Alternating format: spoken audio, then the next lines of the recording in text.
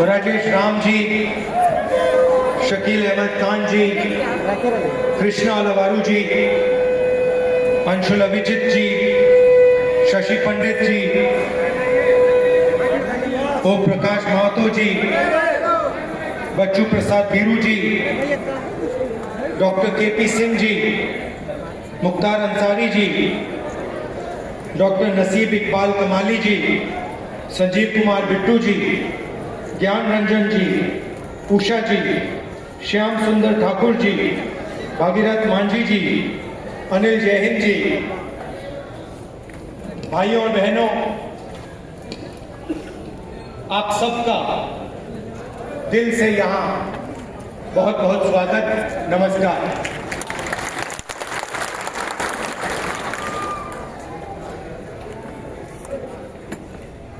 संदीप दीक्षित जो शीला जी के बेटे हैं, वो एक पॉडकास्ट, आजकल पॉडकास्ट चलती है ना, वो एक पॉडकास्ट बनाते हैं। तो उन्होंने मुझसे कहा कि मैं उनके पॉडकास्ट पे जाऊं। बातचीत होती है, वीडियोग्राफी होती है, फिर उसको मतलब YouTube पे डाला जाता है। तो मैं गया और उन्होंने मुझसे सवाल पूछा कि आपके परदादा नेहरू जी क्या थे? प्रधानमंत्री थे, नेता थे, स्वतंत्रता के लिए लड़े थे। आपके मुताबिक आपके परदादा क्या थे और आप उनसे क्या सीखे? कमरे में नेहरू जी की फोटो थी,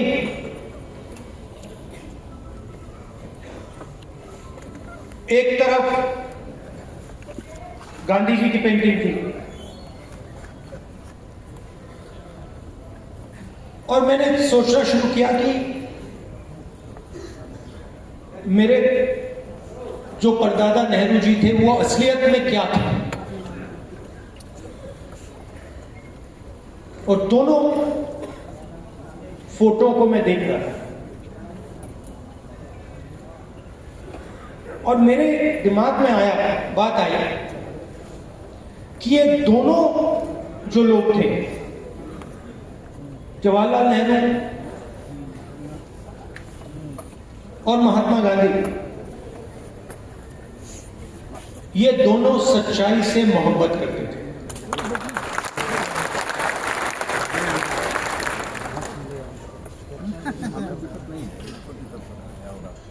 और अगली लाइन में मैंने बोला, सिर्फ नेहरू जी नहीं, सिर्फ महात्मा गांधी जी नहीं, उसमें आप एक लंबी लिस्ट लगा सकते हो। उसमें आप अंबेडकर जी को जोड़ सकते हो, उसमें आप ये फोटो, उसमें आप इनको भी जोड़ सकते हो। और ये फोटो अभी मैंने देखी थी, मुझे बहुत अच्छी लगी। क्यों अच्छी लगी बताइए?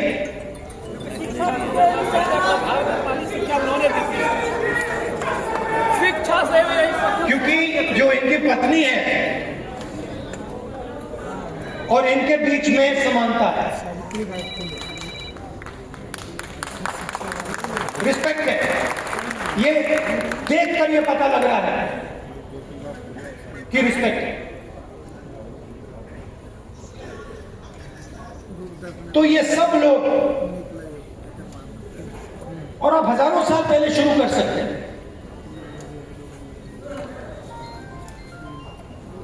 बुद्ध भगवान सच्चाई से मोहब्बत करते थे, सच्चाई से दूर नहीं जा सकते थे।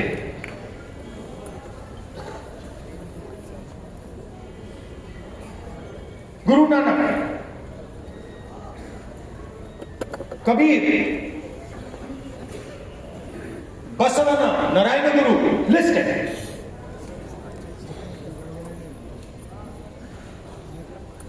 मुझे कहते हैं कि ये संविधान 1947 में लिखा गया था,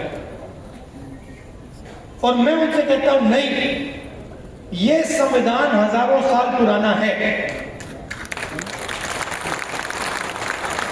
और इस किताब के अंदर अंबेडकर जी की सोच, फूले जी की सोच, गांधी जी, नेहरू जी, गुरु नानक जी, कबीर, जिन लोगों को हिंदुस्तान मानता है और रिस्पेक्ट करता है, उनकी सोच इसके अंदर है। तो जब मैं इस किताब को, जब आप इस किताब को ऐसे पकड़ते हो, आप 70-80 साल पुरानी किताब को नहीं पकड़ रहे हो, आप हजारों साल पुरानी विचारधारा की रक्षा कर रहे हो।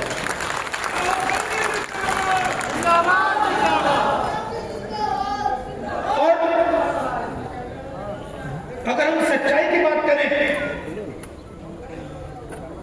तो क्या इसमें सावरकर जी की विचारधारा है? हो ही नहीं सकती,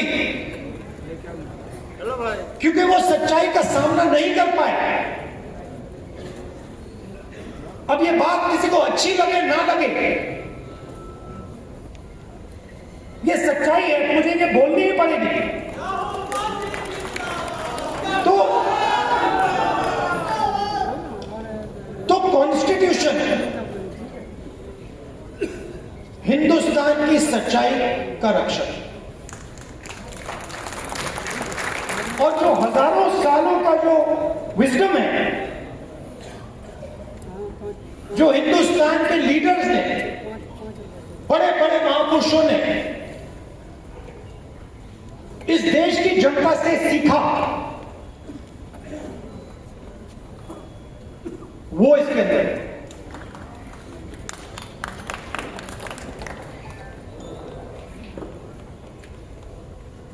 अंबेडकर जी ने दलितों की लड़ाई लड़ी, दलितों के लिए लड़ाई लड़ी। सिखाया किसे? सिखाया देश के दलितों ने। जो देश के दलितों के अंदर दर्द था, उस दर्द को अंबेडकर जी समझे, उस दुख को अंबेडकर जी समझे, उस सच्चाई को अंबेडकर जी समझे, और उस सच्चाई के लिए अंबेडकर जी लड़े। इसीलिए महात्मा गांधी की autobiography my experiments with truth, Mahatma Gandhi की autobiography my experiment with lies नहीं थी, जो शायद मोदी जी लिख पाएंगे। तो सच्चाई की ही लड़ाई चल रही है। और आजकल क्या हो रहा है, सच्चाई बोलना हिंदुस्तान में मुश्किल है, आसान नहीं है। आप देख लीजिए, हमारी पॉलिटिक्स को देख लीजिए, पॉलिटिक्स को देख लीजिए, बड़े बड़े नेताओं को देख लीजिए, बोल नहीं पाते।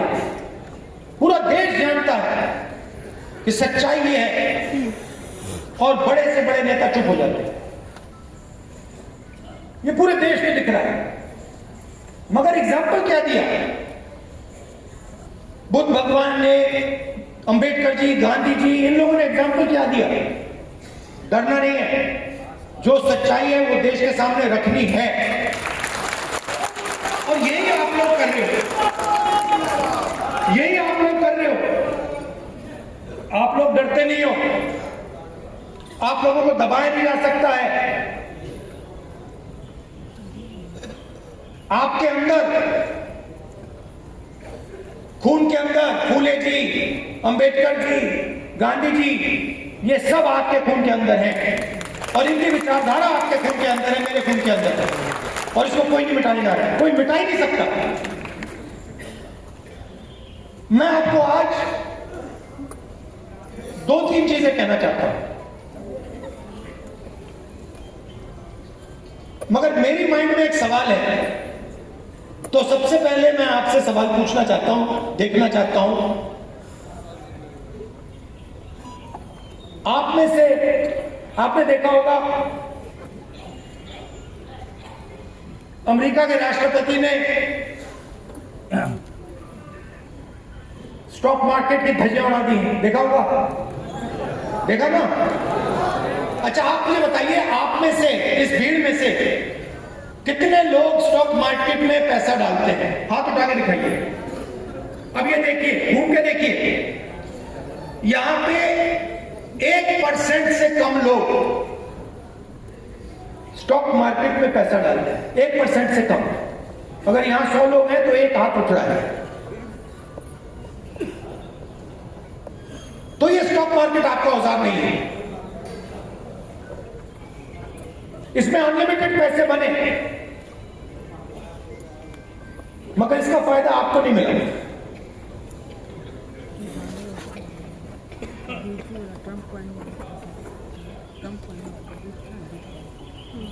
सीधी बात करूं, सीधा बोलूं, ठोक के, हमारे यहां पे केपी सिंह जी हैं, कहां है केपी सिंह जी? आइए आइए। केपी सिंह जी, अब गलत मत मानना जो मैं कहने जा रहा हूं। देखिए, केपी सिंह जी ने कहा, बैठिए बैठिए, आइए। केपी सिंह जी ने कहा कि मैं ऑर्थोपेडिक सर्जन हूं। कहा ना आपने? कहा। कुछ दिन पहले पार्लियामेंट हाउस में डेलीगेशन आया, वहां पे ऐसे ही एक व्यक्ति ने मुझे कहा, मैं आईआईटी का प्रोफेसर हूं, और मैंने उससे यही कहा कि देखिए, मैं कुछ कहना चाहता हूं मगर शायद आपको अच्छा ना लगे, इजाजत है? उन्होंने कहा हां, कह दीजिए। और वही मैं आपसे इजाजत लेना चाहता हूं, इजाजत है? देखिए,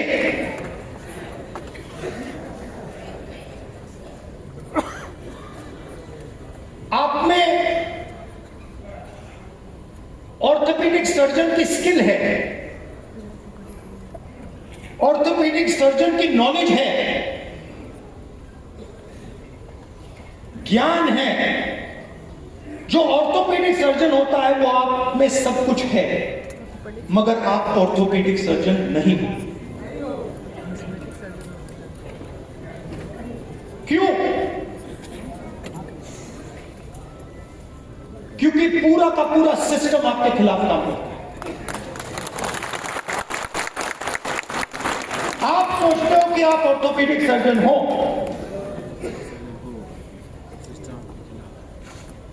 मगर आप अस्पताल को कभी नहीं चला पाओगे, आपको चलाने नहीं दिया जाएगा, कभी नहीं चलाने देगा। और अगर आप में क्षमता चलाने की हो तो आपको फाइनेंस नहीं मिलेगा, पैसा नहीं मिलेगा, बैंक लोन नहीं मिलेगा। और अगर आपने बैंक लोन ले लिया और आपने अस्पताल भी शुरू कर दिया, तो ब्यूरोक्रेसी आपको रोकने की कोशिश करेगी। तो आपके मन में लग रहा है आपको कि मैं ऑर्थोपेडिक सर्जन हूं, मगर ऑर्थोपेडिक सर्जन के सच्चे औजार आपके हाथ में नहीं है, आपके खिलाफ काम कर रहे हैं।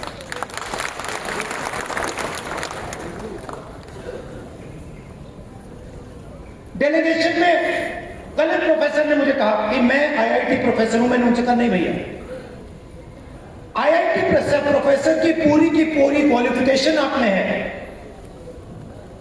मगर सिस्टम आपको सच्चा आईआईटी प्रोफेसर नहीं बनने देगा।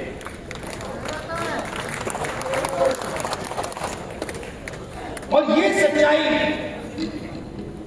आस्ते आस्ते आस्ते आस्ते मुझे बहुत गहराई से समझ आ गई। इस देश में अगर आप दलित हो, पिछड़े वर्ग के हो, आदिवासी हो, माइनॉरिटी हो, और उसमें मैं महिला भी जोड़ सकता हूं। पिछड़ा बोला, ईबीसी हो, अति दलित हो, अगर आप अपर क्लास के नहीं हो तो आप सेकंड क्लास सिटीजन हो। और मैं ये ऐसे नहीं बोल रहा हूं, मैं सोच समझ के बोल रहा हूं, मैं पढ़ लिख के बोल रहा हूं, और मैं सिस्टम को बहुत गहराई से देखने के बाद बोल रहा हूं। मैं आपको 2-3 उदाहरण देना चाहता हूं। तेलंगाना में हमने कास्ट सेंसस किया और बात अब तेलंगाना में कास्ट सेंसस से बहुत आगे निकल गई है।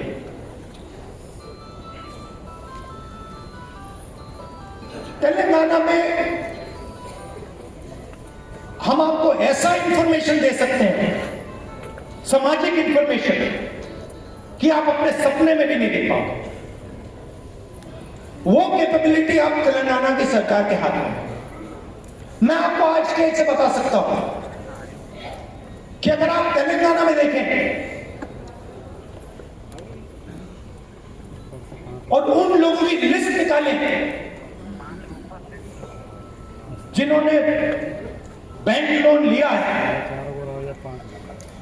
सरकारी बैंक लोन, सरकारी बैंक से लोन या प्राइवेट बैंक से लोन, उस लिस्ट में आपको ना एक ओबीसी मिलेगा, ना एक ईबीसी मिलेगा, ना एक दलित मिलेगा, ना एक आदिवासी मिलेगा। तेलंगाना की सबसे बड़ी कंपनियों की आप लिस्ट निकालिए, उनके मालिकों की लिस्ट निकालिए, उनकी सीईओ की लिस्ट निकालिए। ये सब आप तेलंगाना में कर सकते हैं। उनकी मैनेजमेंट टीम की लिस्ट निकालिए, आप हैरान हो जाओगे।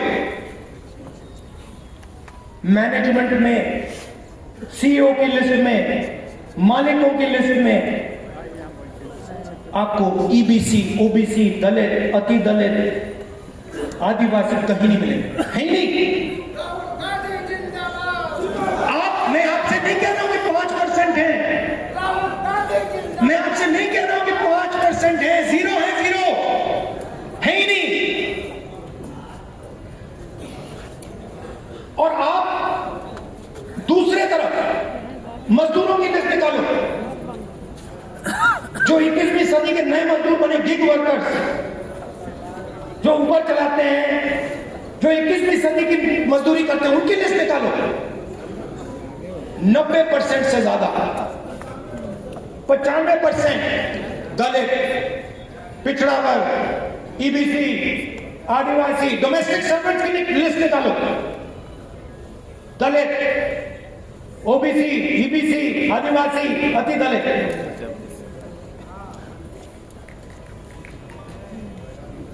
और मैं सिर्फ कंपनी की बात नहीं कर रहा हूं, मैं अस्पतालों की बात कर रहा हूं, शिक्षा के सिस्टम की बात कर रहा हूं, सरकार की बात कर रहा हूं, कॉर्पोरेट इंडिया की बात कर रहा हूं। जहां भी आप देखो, आप हो ही नहीं।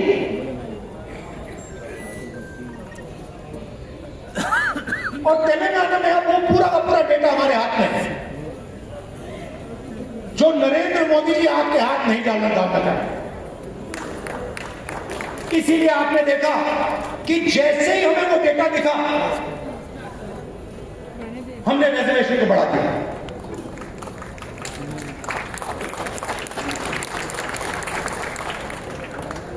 मैंने नरेंद्र मोदी जी को लोकसभा में सामने बोला,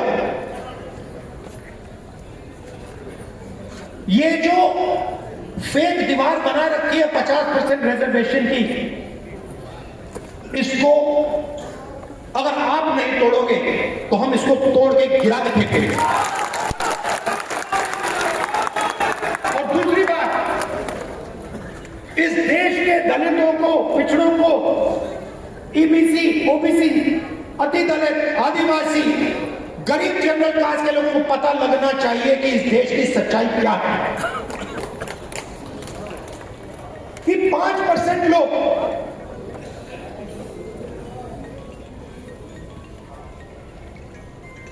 5% लोग इस पूरे के पूरे देश को चला रहे हैं।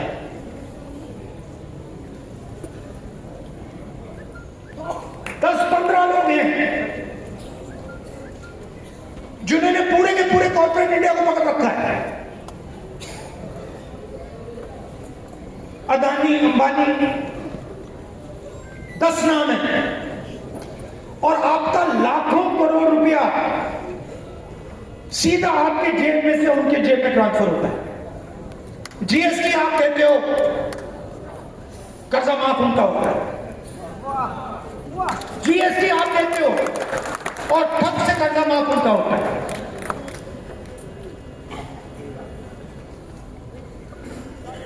आप स्कूटर में पेट्रोल भरते हो, पैसा उनके जेब में जाता है। आप अपने बच्चों को कॉलेज यूनिवर्सिटी भेजते हो, पैसा उनके जेब में जाता है। आप बीमार होते हो, पैसा उनके जेब में जाता है। तो आप सबको घेर के रखा हुआ है, इसलिए आपसे सांस नहीं ली जा रही है।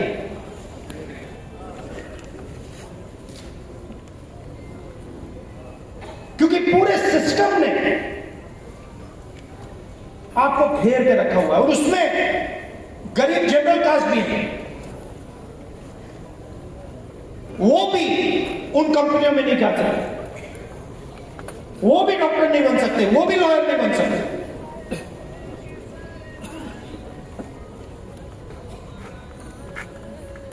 मैं छोटा सा उदाहरण देता हूं।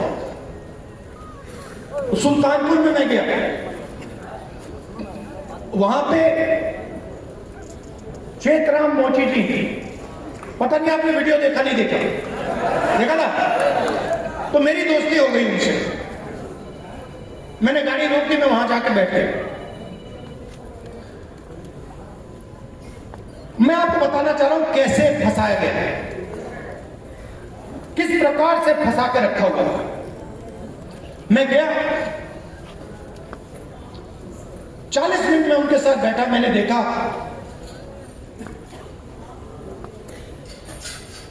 कि हुनर की कोई कमी नहीं। उनसे आप कोई भी उनको आप कोई भी जूता दे दो और तो भैया इसको बना दो, कोई भी हो, मतलब ब्रांडेड जूता हो या आपने जो पहना हुआ ये हो, कुछ भी, 2-3 घंटे में वही जूता आपको मिल जाएगा, उससे अच्छा मिल जाएगा। और मैंने उनसे पूछा आप यहां कितने साल से हो? कहते हैं 40 साल से होगा मुझे, 40 साल। फिर मुझे देख के कहते हैं राहुल जी ये मेरा बेटा है, अब ये यहां मेरे साथ काम नहीं करना चाहता। तो मैंने कहा क्यों? और फिर सिर नीचे करके कहते हैं कि राहुल जी 40 साल में मुझे किसी ने इज्जत नहीं दी। एक ही आदमी ने, मेरे पिता ने मुझे रिस्पेक्ट और इज्जत दी। मैं यहां आता हूं, सुबह आता हूं, दिन भर काम करता हूं, घर चला जाता हूं। 40 साल में मुझे एक व्यक्ति ने इज्जत नहीं दी। अकेले काम कर रहे थे, बेटा कह रहा था मुझे नहीं करना काम, मैं जा रहा हूं, मैं नौकरी करूंगा। मैंने उनसे पूछा, मैंने कहा एक बात बताइए, अगर आप अपने काम को थोड़ा इंप्रूव करना चाहते हैं तो आप क्या कदम लोगे? एकदम उन्होंने मुझे बोला कि देखिए राहुल जी, मैंने एक मशीन है, मैंने उसकी फोटो देखी, अगर वो मशीन मुझे मिल जाए तो मेरा काम डबल हो जाएगा। कैसे? तो हमने क्या किया, बहुत महंगी मशीन नहीं थी,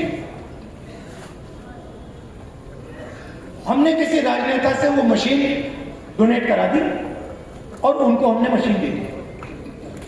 नहीं, अभी ताली बज जाएगी, अभी ठहर जाएगी, ताली बजाने की बात अभी आ रही है। 3 महीने बाद मुझे फोन आता है, मशीन बेच दिया। चेतराम मोची जी कहते हैं, राहुल जी मैं बड़ा खुश हूं। मैंने कहा क्यों? कहते हैं, राहुल जी मेरी अब 2 दुकानें हैं, 10 लोग मेरे लिए काम करते हैं।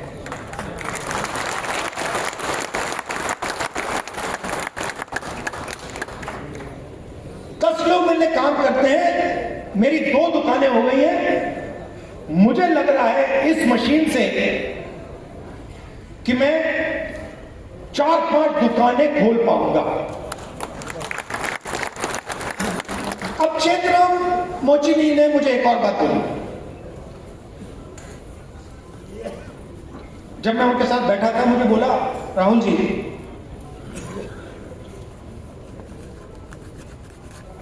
यूपी सरकार ने मुझे एक बार ट्रेनिंग पे बुलाया।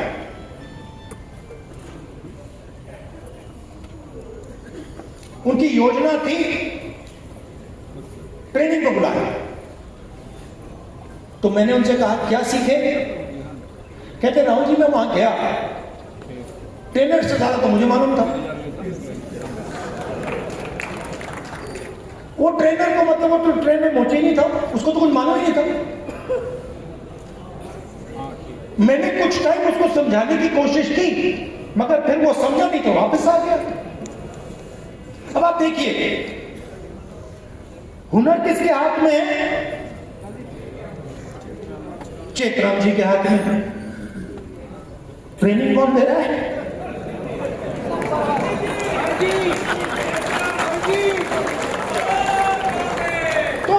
तो बात समझिए क्यों? क्योंकि ट्रेनिंग का नेटवर्क कंट्रोल में है। मशीन क्यों नहीं मिल रही? बैंक का सिस्टम कंट्रोल में है।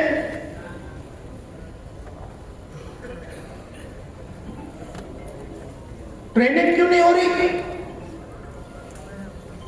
क्योंकि चेतराम जी ट्रेनिंग के सिस्टम में ही नहीं है।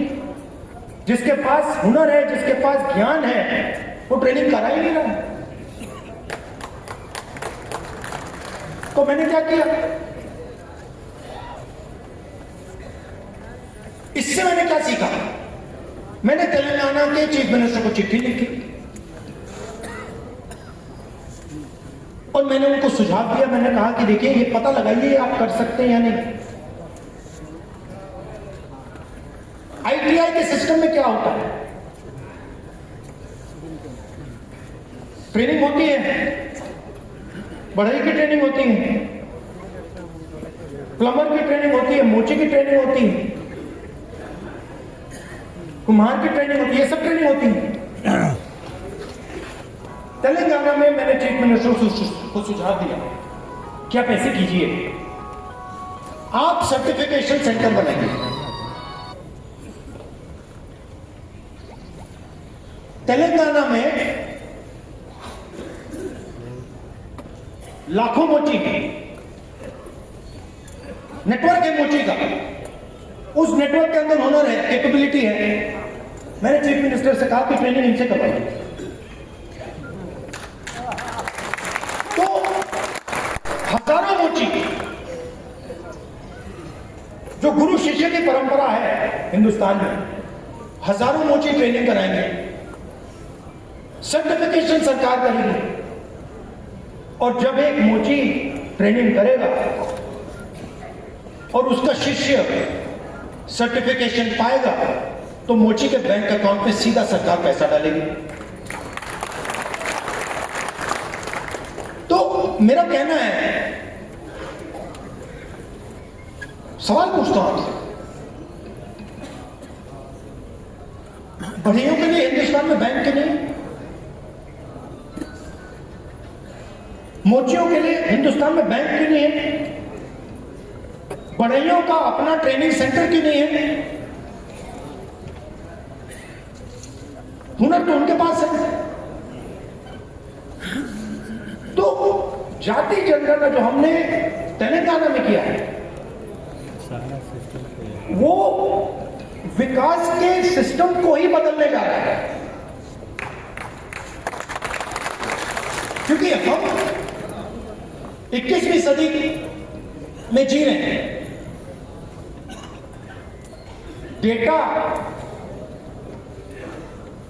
डेटा की सदी है, सब लोग डेटा की बात करते हैं। तेलंगाना में हमारे पास जाति का पूरा डेटा हमारे हाथों में है, और इस डेटा के साथ हम तेलंगाना की पूरी राजनीति को बदल सकते हैं। और जो सचमुच में आपका हक है, जाति जनगणना के माध्यम से वो हम आपको दिलवा सकते हैं। और सीधी सी बात है, बहुत सारे लोग कहते हैं कि भैया देखो, जाति जनगणना नहीं होना चाहिए। मोहन भगवत जी कहते हैं जाति जनगणना नहीं होना चाहिए।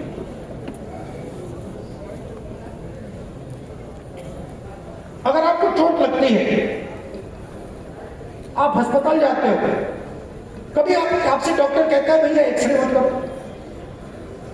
एक्सरे से कोई नुकसान थोड़ी होता है, एक्सरे से सच्चाई पता लगती है। वो ही हम कर रहे हैं, एक प्रकार से हम सामाजिक एक्सरे कर रहे हैं कि भैया सच्चाई क्या है, किसके पास कितना धन है, कौन कहां बैठा है, ब्यूरोक्रेसी में कितने लोग हैं, गरीब लोग कितने घुस पा रहे हैं, कौन सी जात के लोग कहां घुस रहे हैं, कहां जा रहे हैं, किन लोगों को कैसे रोका जा रहा है, ये सब जाति जनगणना से मिल जाए। तो ये एक क्रांतिकारी कदम है, क्रांतिकारी कदम है। इसीलिए आरएसएस और बीजेपी इसको रोकना चाहते हैं, और इसको अब दुनिया की कोई शक्ति नहीं रोक सकती है। बिहार में कांग्रेस पार्टी को मैं आपको रोल बताता हूं। देखिए,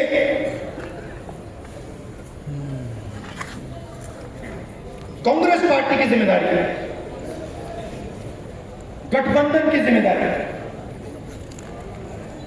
जो गरीब लोग हैं, जो कमजोर लोग हैं, ईबीसी, ओबीसी, दलित, महादलित, गरीब जनरल कास्ट के लोग, इन सब को जोड़कर, इन सबको जगह देकर, इज्जत देकर, रिस्पेक्ट देकर आगे बढ़ने का काम करूंगा। और मैं आपसे पहला व्यक्ति हूंगा जो आपसे कहेगा कि कांग्रेस पार्टी ने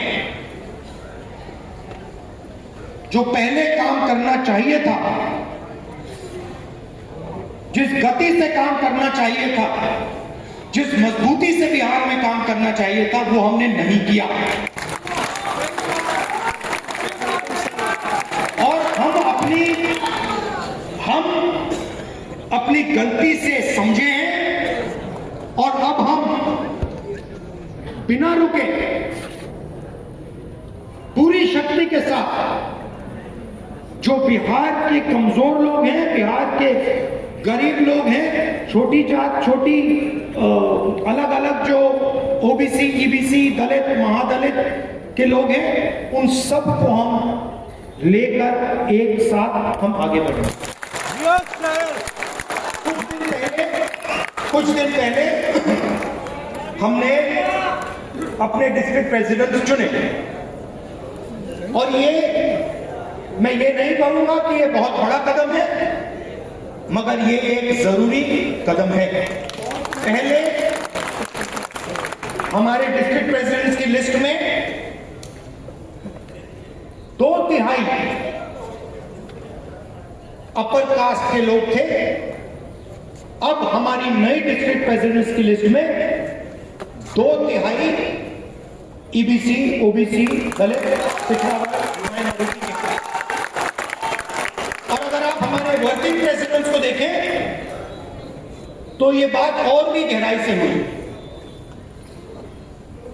मैंने और खारगे जी ने बिहार की टीम को साफ बता दिया है कि आपका काम बिहार के गरीब जनता के रिप्रेजेंटेशन का काम है। आपका काम दलितों, ईबीसी, ओबीसी, गरीब जनरल कास्ट, महिलाओं को जगह देने का काम है और आपको ये काम बिना झिझके, बिना डरे ये काम पूरा करना है। हम राजनीति में आपके लिए दरवाजा खोलना चाहते हैं। आपके युवाओं को हम राजनीति में लाकर, आपको हम राजनीति में लाकर बिहार का चेहरा बदलना चाहते हैं।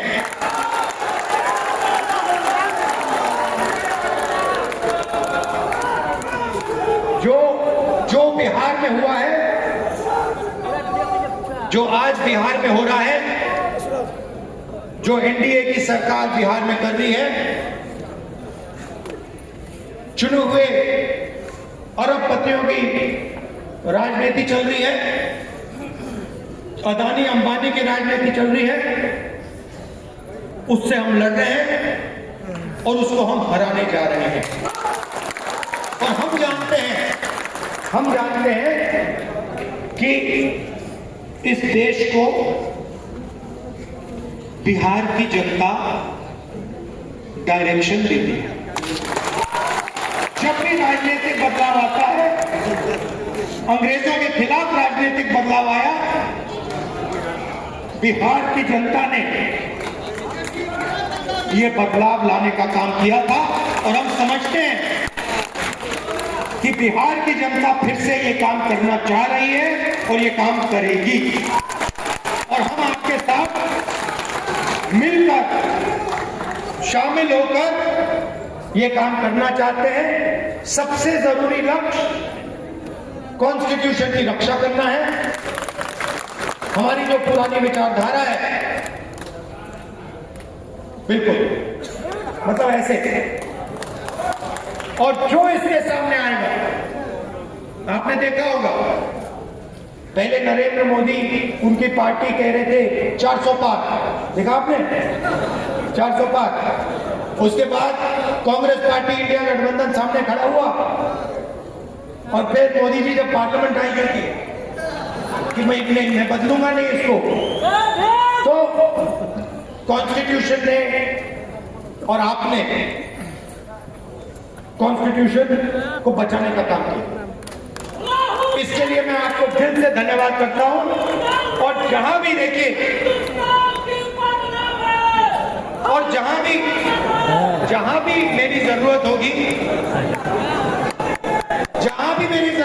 बिहार के कोने कोने में, हिंदुस्तान के कोने कोने में आप मुझे बुलाओ, मैं हाजिर हो जाऊंगा। आपकी लड़ाई मेरी लड़ाई।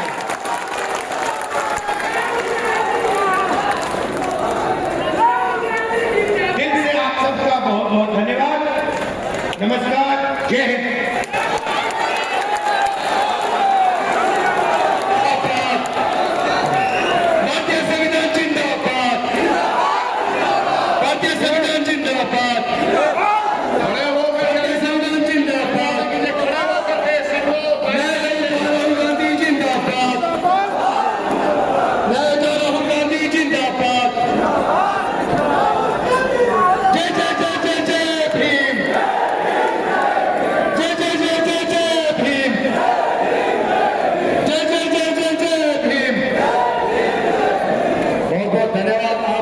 आप सभी संविधान सुरक्षा सम्मेलन में आए।